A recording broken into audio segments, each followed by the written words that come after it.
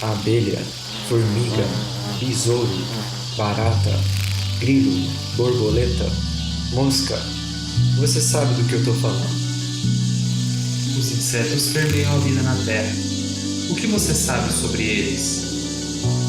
Eu sou o Caio. E eu sou o Pedro.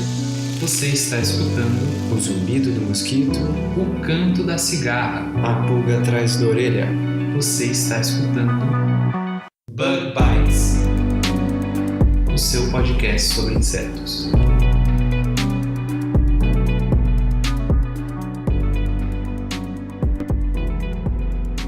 Seja muito bem-vindo a mais um Bug Bites. Falando diretamente da Toca do Besouro Studios. E é sempre bom lembrar que o Bug Bites tem um episódio novo toda quarta-feira. E se você está aí escutando a gente pela primeira vez, veja como é que você faz para não perder nenhum dos nossos episódios assistindo ao nosso tutorial lá no nosso canal do YouTube, onde a gente ensina como usar um agregador de podcast e assinar o Bug Bites. E aí vai um spoiler, hein? Não custa nada, é literalmente tudo de graça. A gente vai deixar o link aqui na nossa descrição e lá no post. E caso você esteja interessado em anunciar com o Bug Bites, mandar críticas e sugestões, nos contacte via e-mail pelo prodbugbites@gmail.com ou através de qualquer uma das nossas mídias sociais. Os links e o endereço de e-mail estão no post. É isso aí. E se você quiser receber no seu celular toda semana o episódio do Bug Bites, é só você entrar no link que a gente vai deixar aqui na descrição, que você vai entrar na nossa lista direta e vai receber direto no WhatsApp. E essa semana nós conversamos com o Matheus Detoni, que falou com a gente sobre a pesquisa dele sobre personalidade em insetos, mais especificamente em insetos sociais. Ele estuda vespas invasoras na Nova Zelândia e você deve estar se perguntando o que isso tem a ver com personalidade. Bom, mas isso aí você vai descobrir daqui a pouquinho, porque antes disso a gente tem a nossa curiosidade da semana. Vamos lá.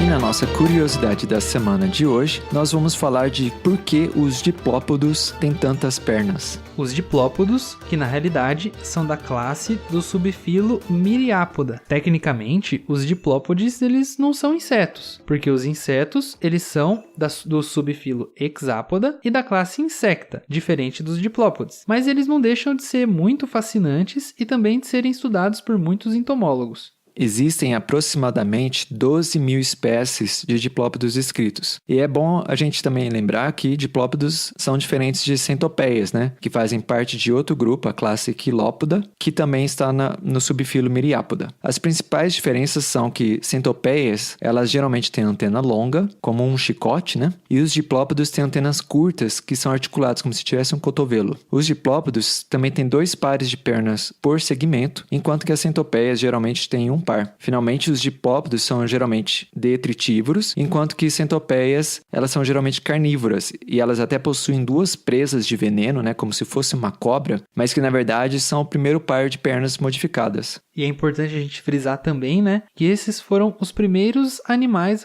a colonizar o meio terrestre. E certamente muitas pernas devem ter ajudado na locomoção. Mas por que ter tantas pernas assim? No vídeo que a gente vai deixar aqui no post, você pode conferir uma entrevista com o professor Paul Merrick, que ele estuda diplópodas. E ele explica que as muitas pernas de diplópodas dão tração, que auxilia na tarefa de cavar, uma vez que é no subsolo que esses animais encontram umidade e alimento. E também é interessante que os diplópodos eles não nascem com tantas pernas assim. Como o Paul Merrick explica, os diplópodos, quando eles nascem, ou melhor, quando os seus ovos eclodem, eles têm apenas 6 ou 8 pernas. E toda vez que eles trocam de tegumento, é adicionado um novo segmento do corpo.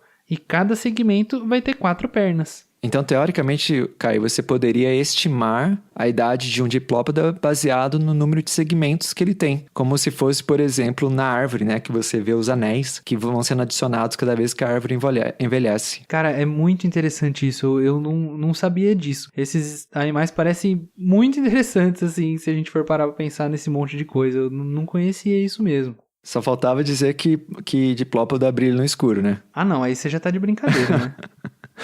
Pois é, então o Paul Merck, ele nesse vídeo também fala que diplópodos, algumas espécies, né, brilham no escuro. E é assim mesmo, além de diplópodos que são fluorescentes, né, também tem diplópodos que fabricam, né, fazem a sua própria luz de maneira similar que o que o vagalume faz. Caraca, que legal. Eu vou correr aí e vou ver esse vídeo, Pedro, porque eu achei isso muito interessante. Se você que está escutando a gente quiser conhecer um pouquinho mais sobre isso, não deixem de curtir e assistir esse vídeo que a gente vai colocar aqui na descrição e a gente vai deixar lá no nosso post também lá no Facebook, que apesar dele estar em inglês, ele é muito legal. Eu tenho certeza que você, mesmo se você não entender inglês, vai poder aproveitar muita coisa desse vídeo que é muito massa. Com certeza. E essa é a curiosidade da semana. Então vamos lá para a entrevista com o Matheus, que ficou muito legal.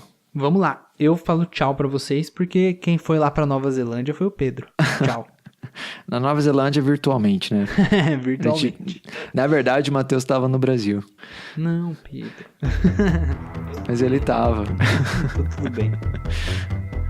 Bom, vamos lá então. Vamos lá.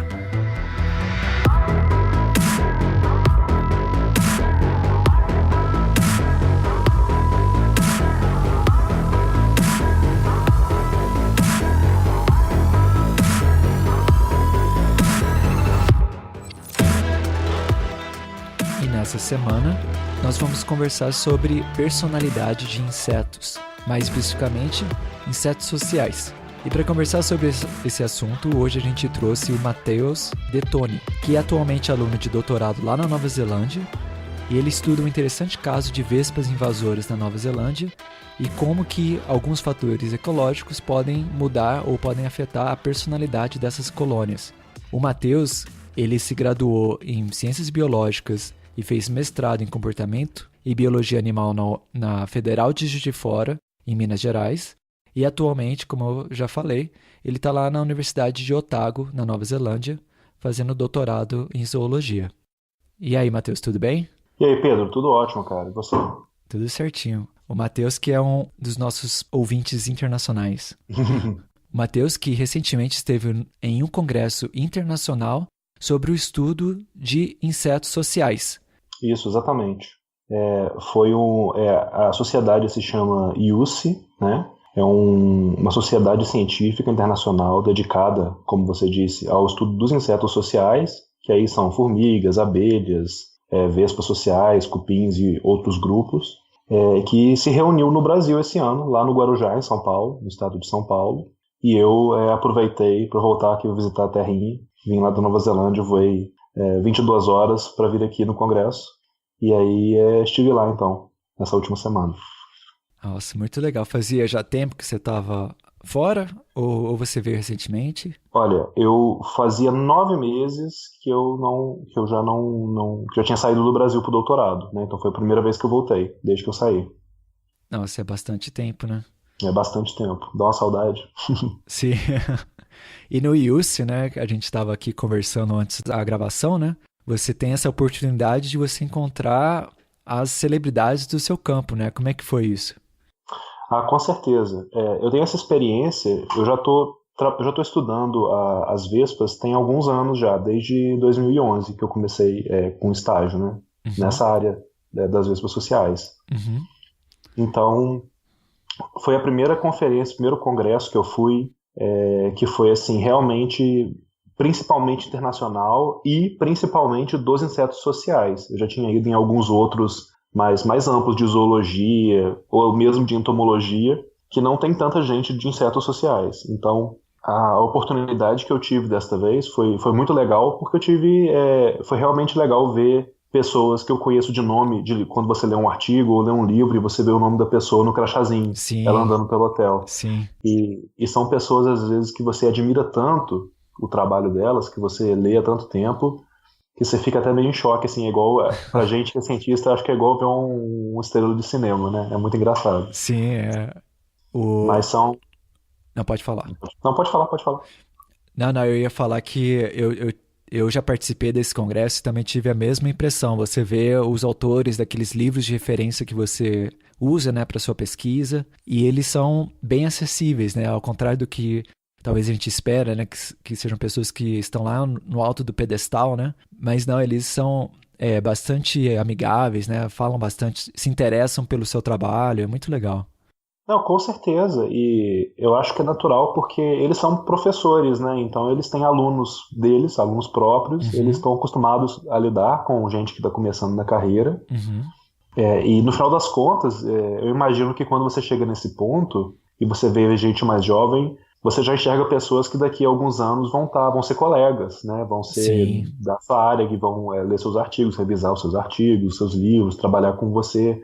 Então eu acho que também deve ter esse pensamento de conhecer um contato futuro quando você está ali falando do seu projetinho iniciante. Eu acho que e isso é bem legal, né? Na verdade, pra gente que está começando, ter essa atenção. Sim, com certeza. Esse tipo de experiência traz muito amadurecimento profissional, né? Que é bem como você explicou. Com certeza. Eu também tive meu momento de fã, que foi... Eu tenho um livro, é um livro muito importante para a minha área das Vespas, né, que ele foi escrito em 91, na verdade ele não foi escrito por um ou dois autores, né, como é comum na nossa área, tem os editores, e cada capítulo é de um autor diferente, falando sobre um assunto que ele pesquisa, né? Sei. Então, como é um livro que cobre todos os aspectos aí das vespas sociais, ele pega da biologia, comportamento, fala um pouco de molecular, da biologia molecular, tem vários autores diferentes, né? E eu tô aí colecionando assinaturas nos capítulos dos autores desse livro. Nessa conferência aí eu consegui encontrar uma galera desses bem famosões aí pra assinar. Então foi bem legal. Nossa, que massa, né? E pro pessoal também, né, que tem o seu trabalho reconhecido, né? Deve ser muito legal para eles verem as gerações, né, que estão se formando a partir do trabalho que eles fizeram lá atrás, né? Ah, com certeza, com certeza. E o IUCN, né, que é essa sociedade, né, que estuda insetos sociais, né, de pesquisadores que estudam insetos sociais, se eu não me engano, é a primeira vez, né, que o Brasil hospeda esse evento, né, e pessoas do mundo todo vieram para o Guarujá, né, na semana passada, apresentar os seus trabalhos. Isso, então, o evento ele ocorreu de 5 a 11 de agosto, né, de 2018. O IUCN, essa sociedade, eles têm vários ramos, não vou falar nacionais, mas são geográficos, né? Então, tem a seção norte-americana, tem a seção da Australásia, que é que eu sou associado atualmente, a da Oceania, que se enquadra nessa seção. Tem uma europeia, tem uma asiática também, que pega a parte da Índia. Então, e agora nós temos a seção brasileira, que ela é bem recente, acabou de nascer. E o que aconteceu foi que a seção brasileira está hospedando o evento, acho que até para dar um gás, agora que ela está surgindo aqui no Brasil. Então, e aí o evento acabou ocorrendo aqui lá no estado de São Paulo. Sim, como o ouvinte já deve ter notado, hoje vai ter dois grandes nerds de insetos sociais para conversar sobre esses organismos que são tão interessantes, né?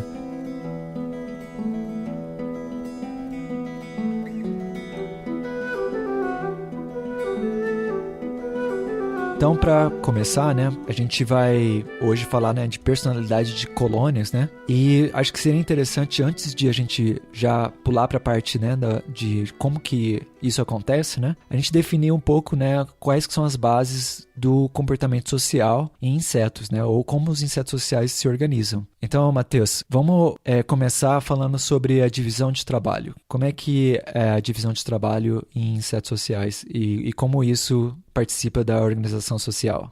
Beleza. Então, Pedro, o que acontece na verdade é o seguinte. Quando a gente fala em insetos sociais, na verdade a gente está falando de forma geral, né? Quando a gente fala assim, a gente está se referindo aos insetos que são chamados dentro do meio científico de eusociais, que significa mais ou menos verdadeiramente sociais. Muitos animais criam sociedades, né? Nós, por exemplo, criamos sociedades, nós somos animais sociais também.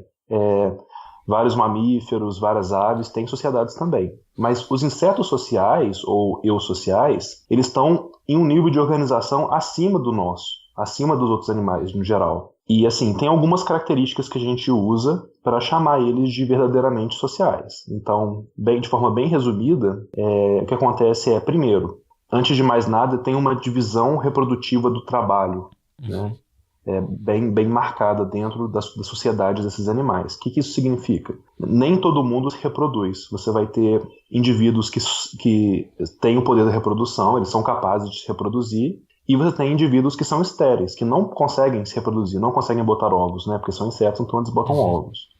O exemplo mais comum é quando nós temos, por exemplo, a abelha rainha e a abelha operária. Então, a operária ela não consegue colocar ovos dela. Ela vai passar a vida inteira trabalhando para a colônia, trabalhando para a sociedade, mas ela só vai ajudar a criar irmãs, né? Que são todas irmãs, são todas filhas da rainha, enquanto a rainha vai ser a única que vai poder se reproduzir, certo? Também, além dessa divisão da reprodução, nós temos também que para uma sociedade de insetos ser considerada verdadeiramente social, tem que ter um cuidado cooperativo da prole, ou seja, todo mundo tem que ajudar a criar os filhotes, vamos falar assim, da rainha, os filhos da rainha. Todo mundo vai cooperar, não é só a rainha que vai cuidar das próprias filhas. E também tem que ter uma sobreposição de gerações. Então você vai ter várias gerações de irmãs trabalhando juntas em prol da comunidade, da sociedade.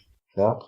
E aí, assim, classicamente, nós temos aí 4 grupos de insetos maiores que a gente chama de verdadeiramente sociais, que são as formigas, as vespas sociais, não são todas as vespas que são sociais, né? As abelhas e os cupins. Sim, e existem outros insetos que não são desses grandes grupos, né? Mas que também podem ser considerados verdadeiramente sociais, né? ou eusociais, como alguns pulgões clonais, né? Algumas sociedades de besouro, né? Mas aí a gente pode deixar isso como uma curiosidade para outro episódio.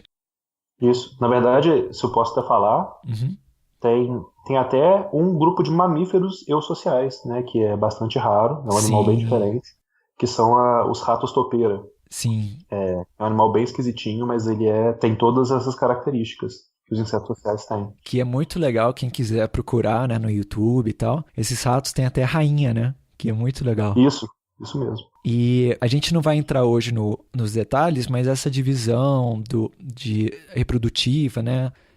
Todas essas características que o Matheus escreveu são importantes para explicar a evolução, né? Como surgiu e como é mantido o comportamento social, né, através das gerações. Tem a ver com as bases genéticas e tal, mas para não se alongar muito hoje, a gente vai focar mais só nessas bases do comportamento social para a gente entrar para a personalidade daqui a pouco. Isso. Uma outra coisa interessante sobre os organismos sociais é que, ao contrário do que geralmente a gente pensa, né, eu mesmo, quando era criança, também pensava assim, as sociedades de inseto, elas não têm um chefe. Apesar de que tem uma rainha, elas não recebem ordens, né? Elas têm comportamentos que a gente chama, né, de que emergem da coletividade. Como é que é mais ou menos isso, Matheus? Então, tem uma teoria dentro de insetos sociais, na verdade é uma teoria que foi trazida lá da química e da física quântica, né? Que chama de teoria da auto-organização. Na química e na física quântica nós temos moléculas, né? Existem moléculas que são estruturas super complexas, que tem várias funções para o nosso corpo. Vou dar um exemplo assim, por exemplo, o hormônio da insulina é uma molécula super complexa, que para a gente é a diferença entre a vida e a morte, mas ela é composta de átomos que têm ligações, as relações entre os átomos é muito simples. Se você olhar um átomo ligado ao outro, às vezes é uma relação muito simples, mas quando você pega todos os átomos juntos e todas as ligações e interações um a um, elas vão formar algo muito mais complexo quando a gente olha de cima. Essa teoria é usada em insetos sociais também.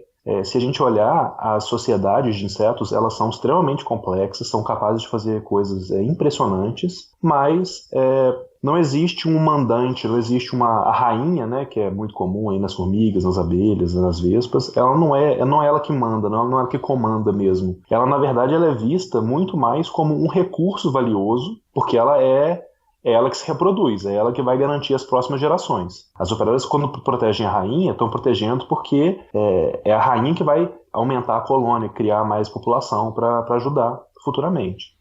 Tem um exemplo muito bom para explicar como é que funciona a auto-organização, que é quando a gente olha formigas coletando comida. É muito comum a gente ver, então, um formigueiro, e aí as formigas saindo, fazendo aquela fila, elas vão até o recurso, elas pegam o recurso, voltam para o ninho, numa fila normalmente que é o caminho mais curto para o ninho, e se a gente pegar, por exemplo, formigas cortadeiras, né, as atas, também chamadas, pelo menos lá em Minas Gerais, de formiga cabeçuda, elas são tantas formigas e elas são tão eficientes na hora de pegar comida que elas podem remover todas as folhas de uma árvore em apenas uma noite. E essas colônias duram por dezenas de anos, então elas podem desmatar uma floresta, dependendo de quanto tempo elas ficam ali. Mas como que elas são capazes de fazer algo tão complexo de forma tão rápida?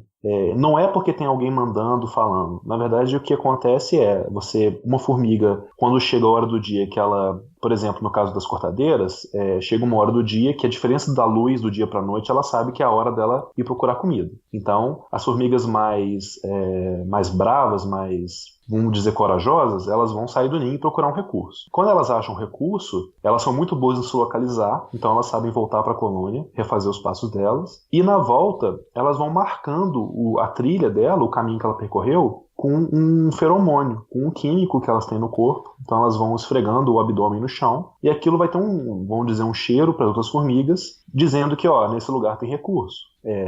Também junto a isso, ela vai trazer ali a comida junto com ela, as outras formigas percebem que ela está trazendo um recurso alimentar, que pode ser muito valioso, e aquilo já também dá uma informação que, o lugar onde ela foi tem comida. Então, junto o cheiro do feromônio com a informação da comida que ela está trazendo, que no caso das cortadeiras é uma folha, um pedaço de folha, mais formigas vão se juntando nessa trilha, vão seguir a trilha querendo saber onde que está a comida. E elas, quando voltam, também vão marcar o chão com feromônio.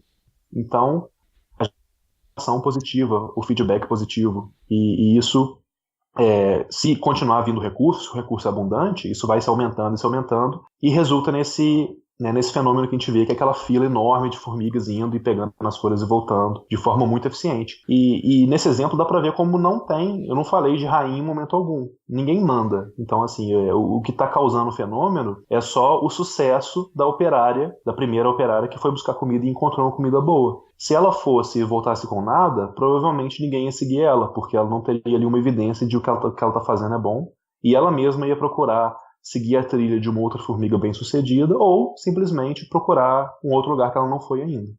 Sim, Matheus, só para complementar um pouquinho o que você falou e também cortou um pouquinho, um pedacinho da sua fala, então eu vou só repetir para o ouvinte. Então o que o Matheus está explicando, né, o caminho, né, para uma fonte de alimento, ele é reforçado pelo número de operários, né, que seguem o caminho e encontram também a fonte de alimento. Então a primeira vai procurar, encontra, deixa uma trilha, e a segunda segue aquela trilha e encontra mais alimento, reforça a trilha, e aí mais e mais operárias vão sendo recrutadas para aquela fonte de alimento, enquanto que as outras trilhas que não são reforçadas vão desaparecendo. E aí então você tem esse comportamento, né, que emerge da coletividade, né, e não tem ninguém dando ordem. Então é bem interessante, né, porque são sistemas simples de regras, né, que em conjunto podem fazer coisas muito complexas, como o exemplo que o Matheus deu antes na química, né.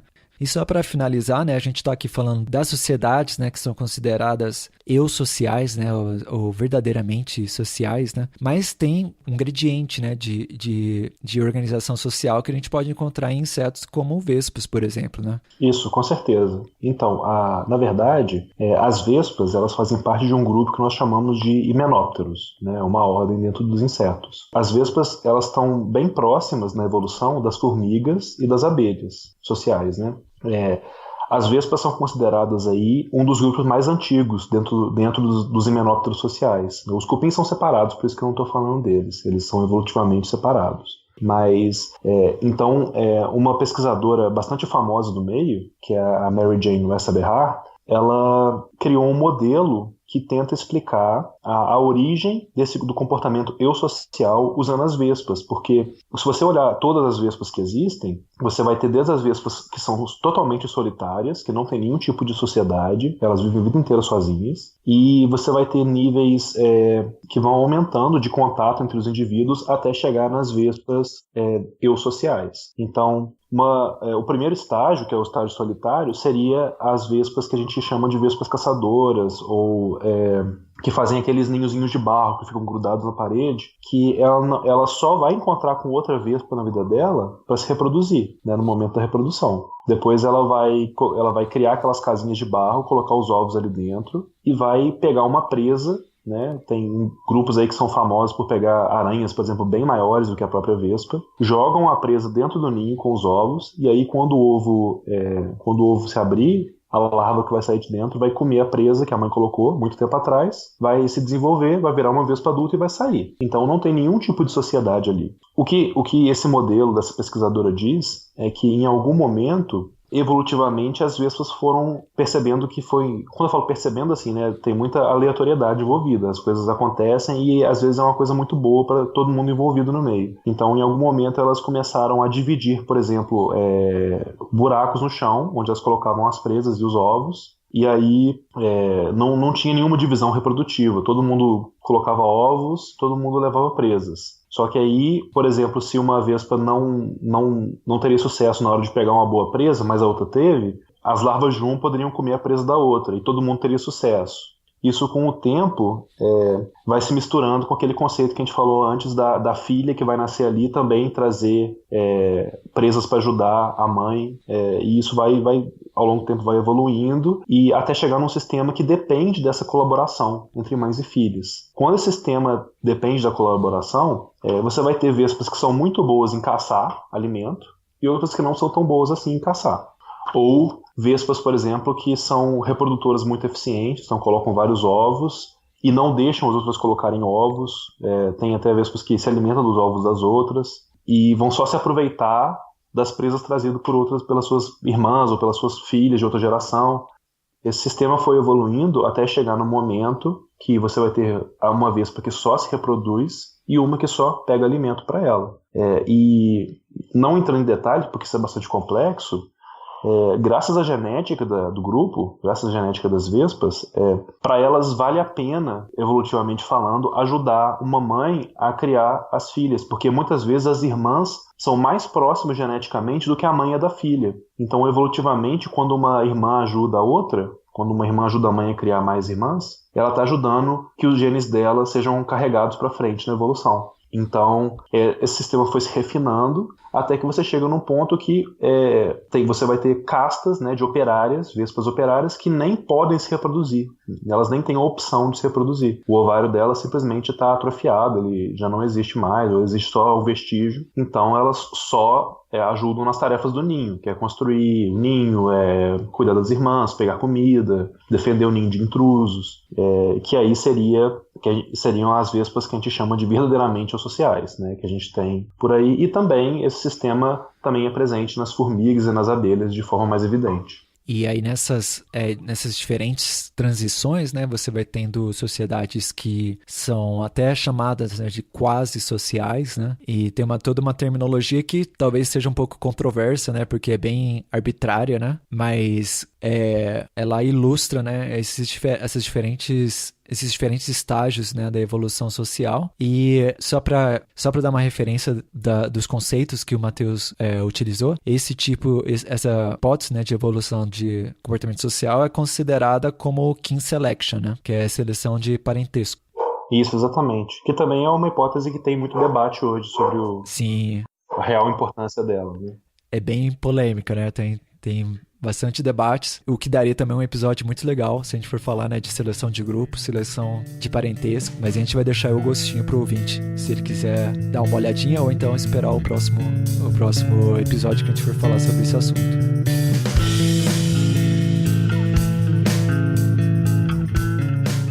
Então, voltando agora, a gente já deu as bases, né, de como é que o comportamento social se caracteriza em sociedades de insetos. A gente entendeu aí a divisão de trabalho e os diferentes estágios de evolução do comportamento social. Agora a gente vai, então, finalmente falar sobre personalidade. E quando a gente fala de personalidade, né, logo vem à cabeça, né, a pessoa que tende a ser mais brava, né, a pessoa que tende a ser mais calma, a pessoa que talvez prefere escutar música, outra prefere escutar podcast, ou então tem aquele amigo que prefere ir na academia, outros preferem ficar no sofá. Também a gente pode ver personalidade até nos nossos animais de estimação, né, Matheus? Isso, com certeza. Quem, por exemplo, já teve um cachorro, um gatinho que teve uma ninhada em casa, que deu à luz, a gente pode ver que, às vezes, os filhotes, mesmo estando numa condição muito parecida, sendo criados pela mesma pessoa e pela mesma mãe, tendo acesso ao mesmo tipo de recurso alimentar, né? Um não ganha mais comida que o outro, o ambiente é o mesmo, mas você tem, às vezes, um cachorrinho que é muito agitado, que é muito elétrico, que é mais bravo, e o outro que é mais tranquilo, mais manso. Então, eles têm personalidades mesmo, né? Esse termo, às vezes, tem gente que não gosta dentro da ciência que usa personalidade, porque parece muito humano, né? Mas, então, algumas pessoas falam síndrome comportamental ou usam algumas siglas. Mas, de forma geral, a gente pode falar personalidade, eu acho. Sim. E os insetos também têm personalidades, né?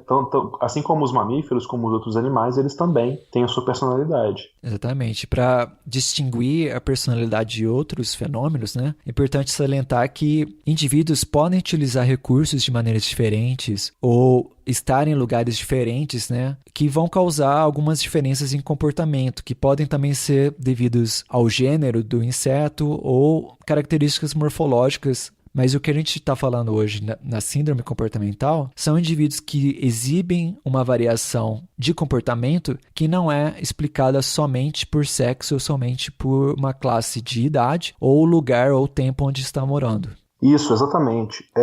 Antigamente, se estudavam muito os animais quase como se eles fossem máquinas, vamos falar assim. Você tinha um estímulo, às vezes do ambiente, ou a idade, ou a experiência dele, e ele esperava-se que ele reagisse de um jeito. Então, pegando o exemplo dos insetos sociais, se você coloca o seu dedo dentro da colônia, você está sendo um intruso, você espera que eles todos vão reagir de forma agressiva e te atacar para você ir embora. Mas o que foi se percebendo com o passar do tempo é que muitas vezes animais da mesma condição, tendo o mesmo estímulo, eles vão reagir de formas diferentes. E isso não era porque eles eram mais novos ou mais velhos, maiores ou menores. Isso era dado a alguma coisa interna deles que não se entendia muito bem, e é o que nós chamamos de personalidade, certo? Então, por exemplo, nós temos as abelhas, no caso não é a abelha do mel, é o que se chama de bumblebee lá nos Estados Unidos, né, em inglês, que é uma abelha grandona. Que é o que a gente chama de mamangava, né, em alguns lugares. Isso, né? mamangava. Isso, obrigado. Então, as mamangavas, o que acontece?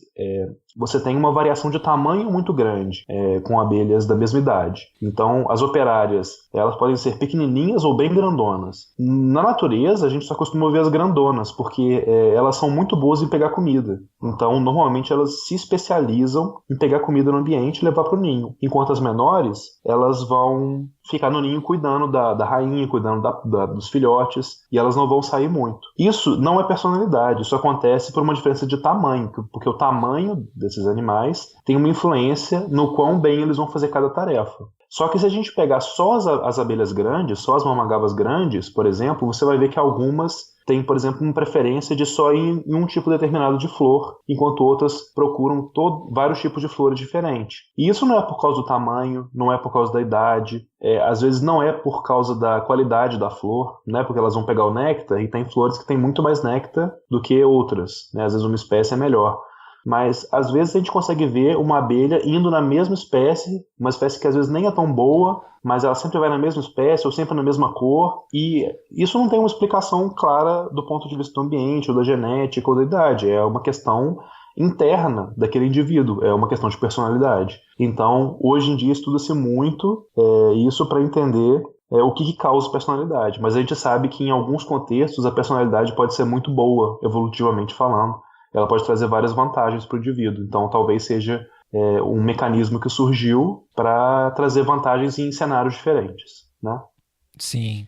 E um outro exemplo que a gente pode dar, né, é o exemplo que o Matheus falou anteriormente das vespas caçadoras, né, que são vespas que fazem aqueles potinhos de barro, né, e caçam aranhas. E um colega meu lá da Unicamp, o Márcio Araújo, ele publicou um artigo muito legal, que a gente vai deixar o link para quem quiser ler, em 2007, que fala sobre uma vespa caçadora da espécie Tripoxylon albonigrum, que é encontrada na floresta atlântica.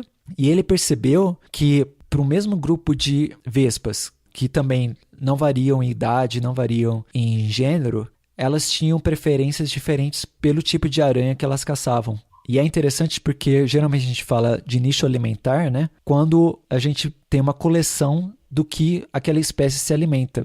Mas nesse caso, você pode ver que dentro do mesmo item alimentar, você tem uma especialização individual do que cada indivíduo dessa espécie prefere coletar. E isso pode ter implicações, né, em competição e como que as vespas utilizam recursos em determinados locais. E é muito interessante ver que tem essa variação interindividual dentro da mesma espécie e que geralmente varia dependendo da estação do ano. Quando a gente pensa num inseto social, diferente dessa vespa caçadora de aranhas, a gente tem uma dualidade, né? O Matheus deu o exemplo das operárias de Mamangava, né? Que tem indivíduos numa mesma casta, numa mesma faixa de idade que exibe variação de comportamento, né? Que poderia chamar de personalidade. Mas também, como a gente falou anteriormente, você tem esses comportamentos que emergem da colônia. E a colônia em si, muitas vezes, pode ser considerada como um organismo que explora o ambiente, que se reproduz, né? Colônias que vão dar origem a outras colônias, né? E aí que entra o trabalho do Matheus. Aí eu gostaria de pedir para o Matheus falar um pouquinho sobre essa dualidade, né, do que é um indivíduo e de como é que a personalidade acontece no nível da colônia. Beleza, Pedro. Então, o que acontece é o seguinte, como a gente deu o exemplo lá nas formigas, né, de como a auto-organização ela acontece começando com o indivíduo e vai chegando no nível da colônia, o mesmo pode acontecer com a personalidade. Um exemplo que a gente usa muito é o exemplo da agressividade nas colônias. Vou pegar o exemplo das vespas, que são os organismos que eu estudo. Vamos supor que você tem numa colônia muitos indivíduos que são muito agressivos. Quando o indivíduo mostra agressividade, além de atacar, né, no caso, quando ele ataca, por exemplo, um invasor, ele não está só atacando, ele também manda um sinal químico para quem está em volta dele, dizendo que estamos em perigo, nós precisamos atacar, usando feromônios, certo? As outras vespas, então, elas tendem a se juntar a esse ataque, mesmo que elas mesmas não sejam tão agressivas, se elas estiverem em contato com essa vespa agressiva, estiver recebendo aquele feromônio, ou se estiver vendo ela atacando o invasor, elas podem se juntar a esse ataque. Então, assim, num ninho que tem muitos indivíduos agressivos, toda a colônia vai tender a ter uma resposta muito agressiva. Então, se você passar em frente, às vezes, a um ninho de vespas que tem essa personalidade de vários indivíduos ali dentro, de muita agressividade, a colônia inteira vai ter uma tendência a ser mais agressiva e pode te atacar só de você passar perto. Por outro lado, se você tiver uma colônia em que a maioria dos indivíduos tem uma personalidade mais calma, menos agressiva, a colônia vai ser mais tranquila e às vezes ela está ali, você está ali do lado dela e você nem percebe, você nem toma uma ferroada, você nem é agredido. Olha como que a causa da personalidade de colônia, ela interfere na sobrevivência do grupo. Se a gente pegar, por exemplo, as vespas que eu estudo, que são as Yellow Jackets, né, a gente não tem essa vespa no Brasil, ela é uma vespa que faz um ninho no chão, né?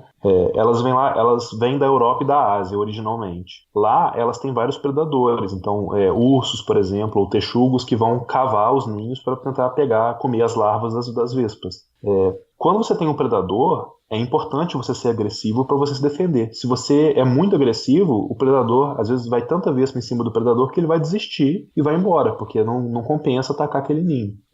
Então, assim, a agressividade tem um papel muito importante nesse lugar. Mas se a gente pegar na Nova Zelândia, onde as vespas não são nativas, elas são exóticas, né, elas foram introduzidas ali acidentalmente, você não tem um grande predador de vespas, né? Você tem alguns mamíferos pequenos que podem até, eventualmente, atacar o ninho, mas de forma geral, não tem predador. E o que tem muito é gente. E se um ninho é muito agressivo, olha que interessante, se ele mostra muita agressividade, é muito mais fácil ele ser notado pelo ser humano, e aí, a gente notando, nós temos meios de retirar ele dali, com veneno, removendo fisicamente. Então, pode ser, isso não é testado cientificamente, mas é muito provável que em um lugar em que tenha muita gente e pouco predador, muita gente, no caso, seres humanos, ser agressivo nas vespas não é bom, é ruim, porque ela se torna muito fácil de se notar e se torna muito inconveniente. Então vai atrapalhar na sobrevivência dela. Enquanto uma colônia que tem uma personalidade muito tranquila vai se dar melhor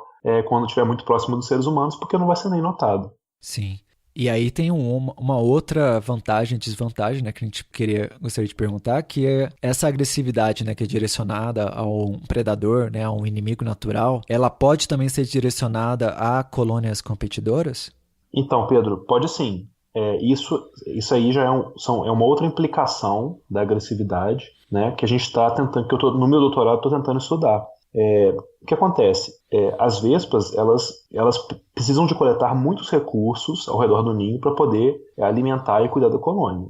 Se você está numa área em que você tem várias vespas, vários ninhos de vespa, na verdade, as populações vão competir pelos recursos, né? Uma quer pegar mais recursos que a outra, porque o recurso, normalmente, ele é limitado, ele vai acabar. Então, uma tem que se assegurar em pegar mais recursos que a outra. Então, se você está num lugar que tem muitas vespas, que é o caso da Nova Zelândia, que tem uma densidade, né, de população que a gente diz muito alta, pode ser que seja interessante você ser muito agressivo para você pegar mais recursos. E agressivo, inclusive, contra outras vespas, não é contra um mamífero, não é contra um ser humano, né? Você tem que ser agressivo contra outra vespa. Então, essa é a parte boa. Mas a parte ruim é porque parece que quando uma vespa é muito agressiva na hora de competir, ela também se torna muito agressiva contra as colegas de ninho dela. Então elas não parece que elas relacionam a agressividade contra vespas de forma geral. Então, se no ambiente de muita densidade populacional é bom ser agressivo, no ambiente que tem poucos outros vizinhos,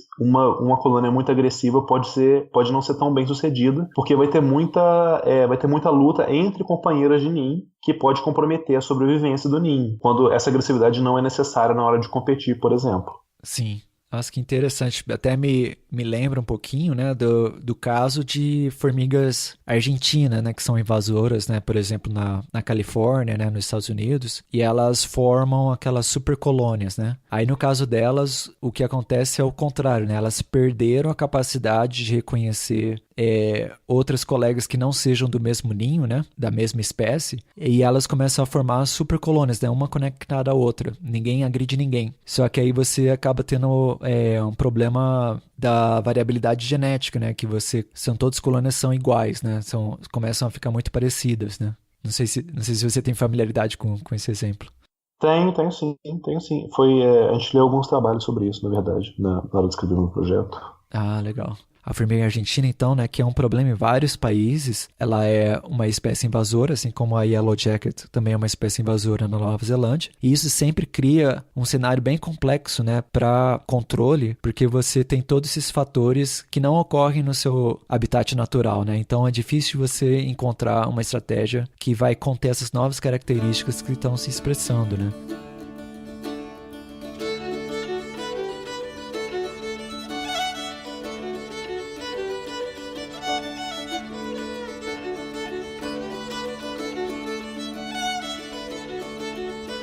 Mas voltando um pouco às características de personalidade, né, no nível de colônia, né, de insetos sociais, então é interessante aí que o Matheus falou, né, que você tem uma variabilidade, por exemplo, em agressividade de vespas, né, e que isso pode ser vantajoso ou não dependendo do contexto ecológico. Então eu vou voltar aqui para o Matheus para ele fechar esse assunto da personalidade, né, em insetos sociais e falar um pouquinho mais do resto do projeto de doutorado dele. Beleza. Bom, Pedro, a gente está investigando o comportamento de agressividade lá na Nova Zelândia. A gente sabe que tem colônias muito agressivas e colônias pouco agressivas lá. Então existe uma variação muito clara. E o meu projeto, eu e minha orientadora, estamos tentando descobrir por que existe essa variação, né? Uma possibilidade muito grande é que isso seja um fruto de personalidade a nível de colônia. Só que é muito difícil você falar se é personalidade ou não. Não tem um jeito fácil de testar isso. Um dos jeitos uma abordagem que a gente pode fazer, que é o que nós estamos fazendo, é ir testando todos os outros fatores, que são mais fáceis de medir, para ver se tem alguma coisa ali muito clara no ambiente ou dentro do ninho, que está tornando os indivíduos mais ou menos agressivos. Então, o projeto que nós fizemos esse ano, por exemplo, a gente já testou o efeito de idade do ninho, então há quanto tempo aquela colônia está se desenvolvendo, e a experiência, ou seja, com qual frequência ela vai entrar em contato com o invasor, e vendo se essas coisas influenciam na colônia ser mais ou menos agressiva ao longo do tempo. Outras coisas que a gente ainda quer testar é o efeito de genética, então pode ser que tenha ali um gene da agressividade, que a gente já sabe que existe em outros grupos de insetos sociais, e às vezes esse gene, por exemplo, pode ser um fator determinante para o bicho ser muito agressivo ou pouco agressivo. Ou pode ser que seja uma questão de densidade, como a gente falou antes, né? Em lugares que tenha muitas vespas, elas se tornam muito agressivas, ou às vezes, como as formigas, pode ser que muitas vespas se tornem menos agressivas, né? Para poder conviver em mais paz com os vizinhos. Também é uma possibilidade, né? Uhum. Então, assim, nós estamos tentando pegar todos os fios em volta da agressividade para ver o que vai pesar mais, e é muito possível que, se a gente não achar nenhum estímulo claro, que uma das nossas conclusões seja que é uma questão de personalidade. Você tem indivíduos mais agressivos, você tem indivíduos menos agressivos, naturalmente, e essa variação vai ser um fruto disso. O que seria muito interessante, porque hoje em dia o estudo de personalidade a nível de colônia é uma coisa nova ainda pra gente, né? Sim. A personalidade mesmo já é um campo de estudo relativamente novo, tem aí 20 anos para cá que tem se tornado muito popular, e ver isso numa colônia inteira é algo bem, bem inovador, assim, é algo que seria muito legal de encontrar. Sim. E sobre as bases genéticas do comportamento, né, que você mencionou, que é um assunto muito, muito, muito interessante, mas que não vai dar para explorar muito hoje. Mas eu queria perguntar só o seguinte: esse gene, né, que está associado à agressividade, né, é só uma curiosidade, porque a gente sabe que as abelhas africanizadas, né, que são o híbrido, né, de abelhas do mel europeia com abelhas do mel que vieram da África, né? E que por acidente se hibridizaram, né? Em Rio Claro, depois para todas as Américas. A gente sabe que as abelhas africanizadas são mais agressivas do que as abelhas europeias, né? Tem a ver com esse gene que você mencionou ou você não sabe dessa informação? Tem tudo a ver, na verdade, Pedro. As abelhas, elas são extremamente importantes para a nossa economia, né? As abelhas do mel, por causa da produção de mel e da polinização. Então, elas foram provavelmente o primeiro inseto social que teve o genoma sequenciado e que as pessoas estudaram a genética bem a fundo para saber o que cada gene da abelha faz. Então, quando as pessoas estavam estudando a agressividade e a genética, elas descobriram nas abelhas do mel, né, que existe ali alguns genes que estão relacionados à agressividade, sim, e que as abelhas africanizadas, elas vão expressar esse gene mais, elas vão usar esse gene mais do que as abelhas europeias, mesmo que as duas tenham o mesmo gene. Depois de um tempo foi-se estudando os genomas de outros insetos sociais, e aí quando estudaram o genoma de alguns grupos de vespas do papel, né, do gênero Polistes, foi descoberto que elas têm esse mesmo gene da agressividade. Nesse momento que a gente está conversando, está assim, já no estágio final de sequenciamento e anotação dos genomas das Yellow Jackets, do gênero Vespula, que é esse grupo que eu estou estudando. Olha, que legal. A gente espera que junto com esse sequenciamento, junto com essa anotação que está acontecendo agora e as informações que a gente tem para outros grupos e as amostras que eu pretendo coletar no ano que vem, a gente possa encontrar ali se existe algum gene que esteja relacionado à agressividade, né, nas Yellow Jackets também. Nossa, que legal. Se você encontrar, você vai ter que voltar aqui para conversar com a gente sobre os seus achados. Vai ser um prazer enorme, faço questão. E só para fechar, né, a gente está aqui falando de agressividade, né, das vespas, né, e as vespas geralmente têm essa reputação, né, de serem agressivas, né, de darem medo. Eu mesmo já fui picado por marimbondo e tal.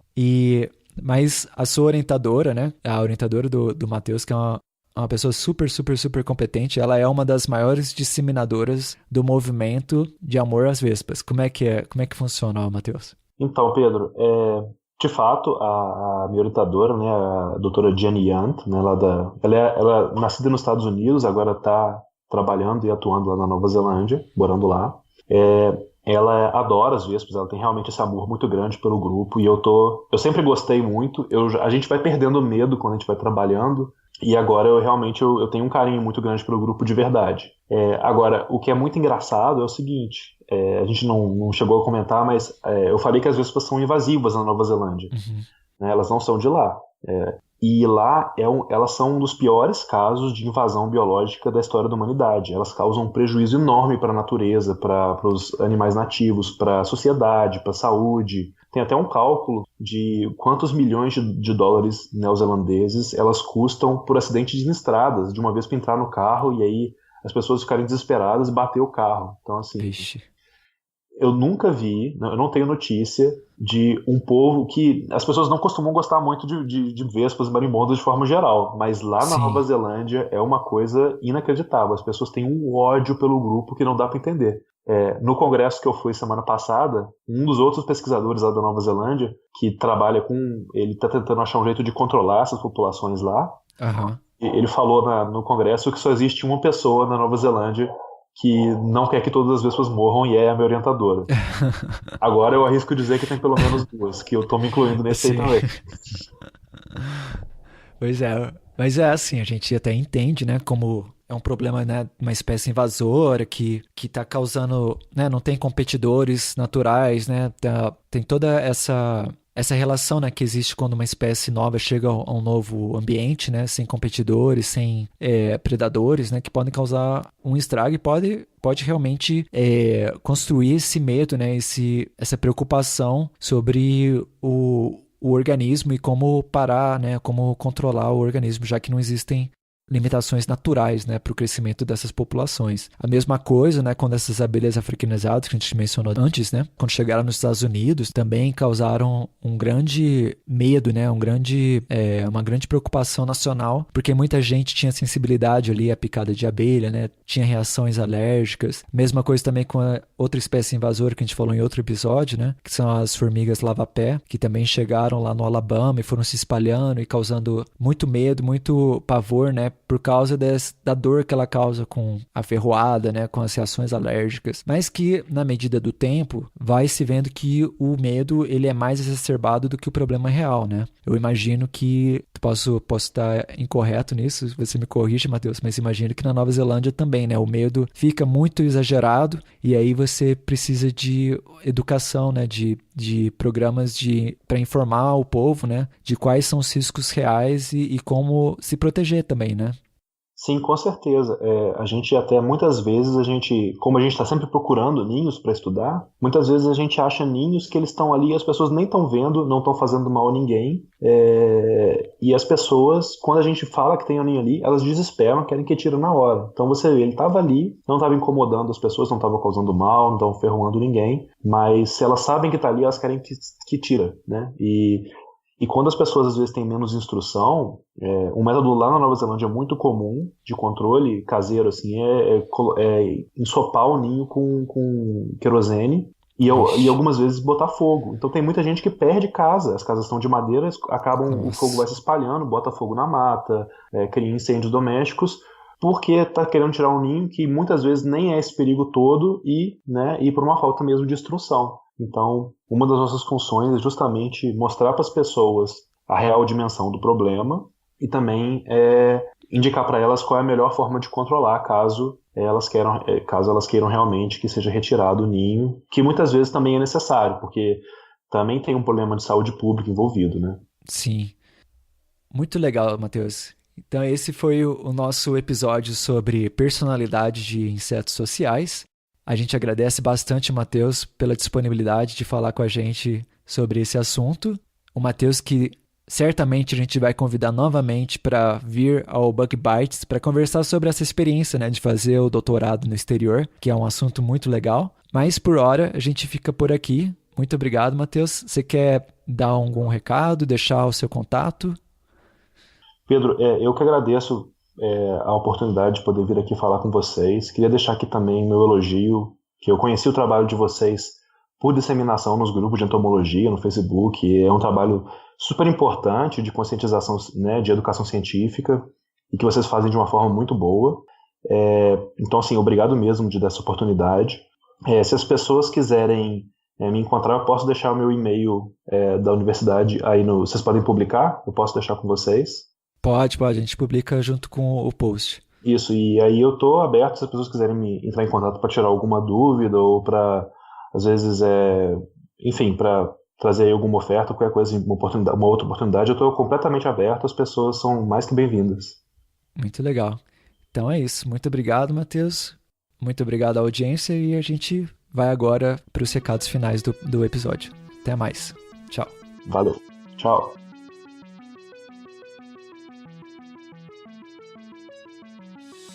O Bug Bites é um projeto de divulgação científica relacionado aos insetos e à entomologia. Nosso conteúdo é produzido por especialistas da área e de acesso gratuito nas mais diferentes plataformas.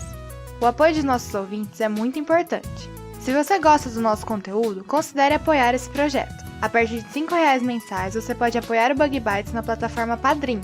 O link está na descrição do episódio.